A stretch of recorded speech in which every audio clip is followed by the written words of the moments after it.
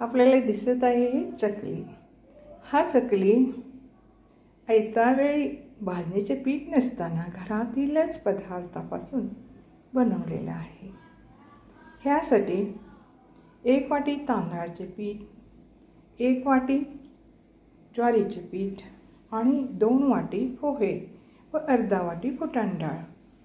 पोहे आणि फुटाण डाळ मिक्सरमधून काढून घेऊन चाळून घेणे, तसेच तांदळाचं पीठ ज्वारीचे पीठ चाळून घेऊन एकत्रित करणे.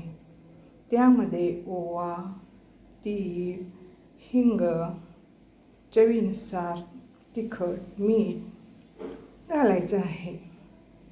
ह्याच्यामध्ये मोहन घातलेला नाही आहे, तरी कुरकुरीत छान खमंग झालेला आहे.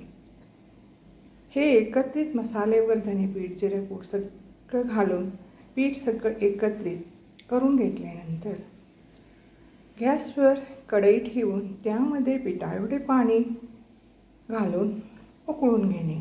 ह्या उकळत्या पाण्यात